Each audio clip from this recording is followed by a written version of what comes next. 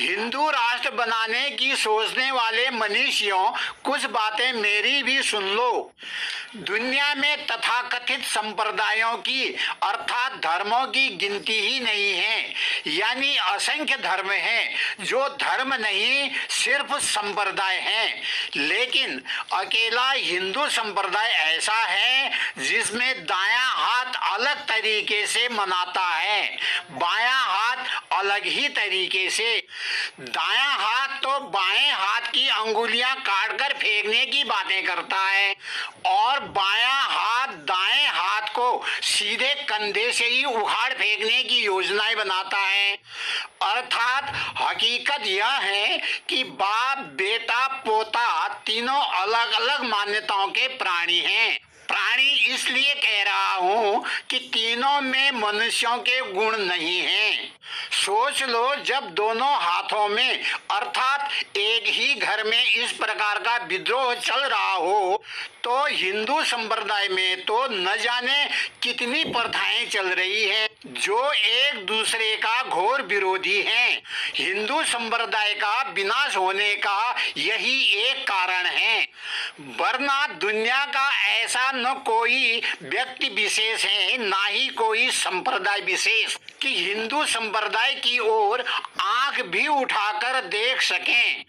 अगर हिंदू संप्रदाय के अपने आपसी भेदभाव इसी तरह बने रहे तो वह दिन दूर नहीं कि हिंदू संप्रदाय ही समाप्त न हो जाए।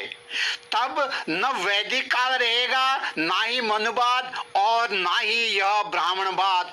जो लोग यह हिंदू राष्ट्र बनाने की बातें कर रहे हो ना, हिंदू राष्ट्र बनाना तो सपना सोचो। भारत में हिंदू नाम भी रह पाना संभव नहीं है। सवर्ण, दलित, भीमवादी आदि बनकर एक खुद ही काफी है खुद के विनाश के वास्ते। किसी मुसलमान, ईसाई, पारसी, माओ, ताओ, ओशो की ना तो आवश्यकता है ना ही कर सकते हैं।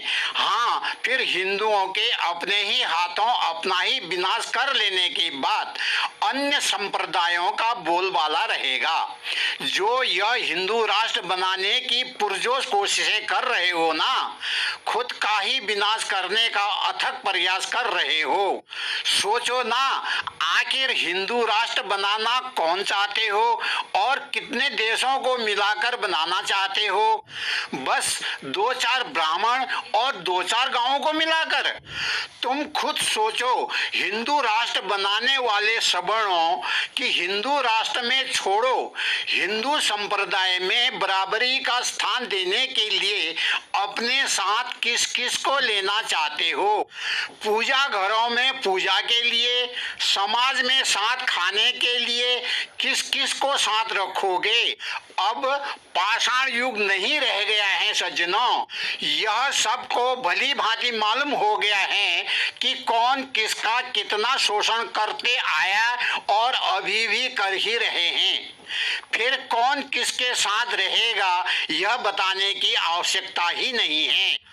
मेरी बात मान लो, यदि हिंदू राष्ट्र बनाना ही चाहते हो ना, तो पहले सशक्त हिंदू संप्रदाय अर्थात सशक्त हिंदू समाज तो बना लो। फिर हिंदू राष्ट्र बनाने की सोचने की आवश्यकता नहीं रहेगी। स्वयमेव हिंदू राष्ट्र बनने की पूरी पूरी संभावना रहेगी, वरना तो तुम कुछ ही लोग हिंदू संप्रदाय का ही विनाश करने में लगे हुए हो।